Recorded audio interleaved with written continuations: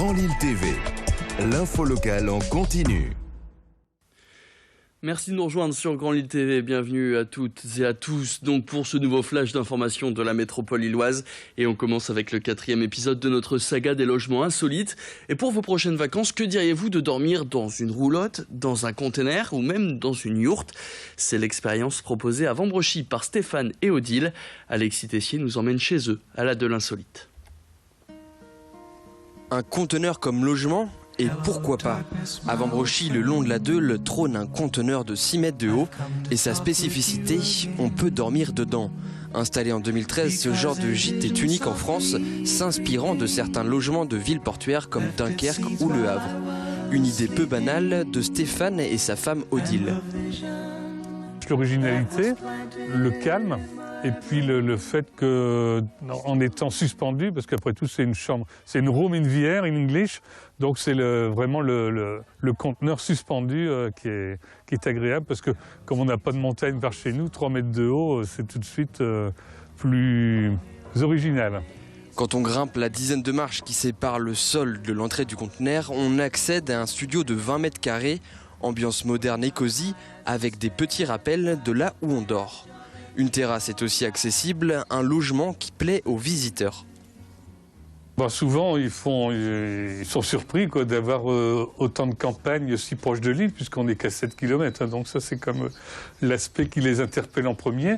Et puis après, le calme. Et là, c'est vrai qu'ils apprécient aussi le calme. Bon, on longe la Deule, donc il y a la voie sur berge qui est là. Et justement, il ne serait pas étrange de croiser une ou deux péniches au réveil. Des péniches, mais aussi un bus anglais. Depuis 2013, Stéphane le propose en location. 2 étages, 4,50 m de haut, 10 mètres de long, un rouge pétillant. Le bus peut accueillir jusqu'à 6 personnes. Une idée venue tout droit d'Angleterre. Dès le départ, on s'est dit, tiens, un bus aménagé, ce serait sympa. On a attendu un peu pour le faire. Donc on a attendu 3 ans, mais on a été l'acheter en Angleterre. Donc on a fait plusieurs fois le voyage du côté de Canterbury. Et puis au bout de 3 fois, on a trouvé notre bonheur dans un beau bus Routemaster des années 70. Donc qu'on a ramené sur ses roues. Il est venu par ses propres moyens d'Angleterre. Les idées de logements insolites ne s'arrêtent pas là pour Stéphane et sa femme.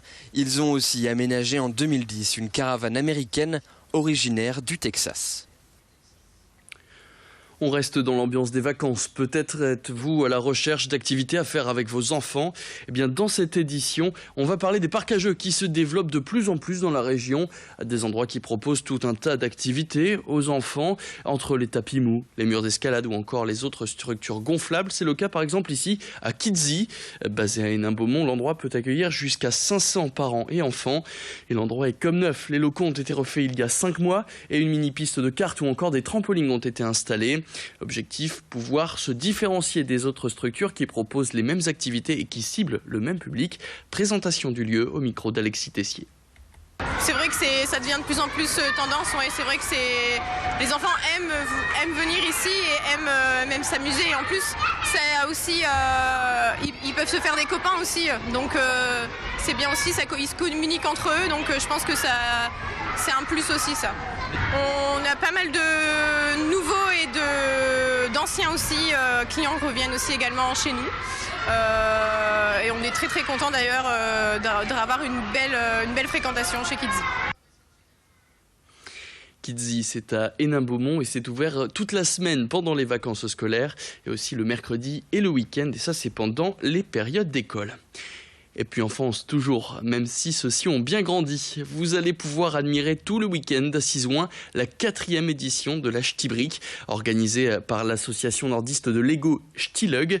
Alors au programme du week-end, des animations, des jeux, des cadeaux, une exposition photo et même un concours où les lots à gagner, ce seront bien sûr des boîtes de Lego. Et à noter que le public pourra aussi s'adonner à la passion de la construction avec ces petites briques de couleur dans un espace qui sera réservé. Mais bien évidemment, le point d'orgue de cette expo, ce seront des sculptures de plusieurs mètres de large ou même plusieurs mètres de haut qui sont exposées sur 2500 mètres carrés. Une exposition gigantesque organisée par de véritables passionnés de ces briques de couleur qui se confiaient à Clotilde Le Guévac. il y a matière à faire vraiment des belles choses et puis à apprendre, parce qu'au final, c'est ça, c'est vraiment toujours apprendre des nouvelles techniques, apprendre des nouvelles façons de travailler. Et c'est ça qui est intéressant. C'est vrai que quand on faisait une voiture, je sais pas, moi par exemple, quand on était gamin, la voiture c'était un cube, quoi. Aujourd'hui, vous faites une voiture, ça ressemble à une voiture.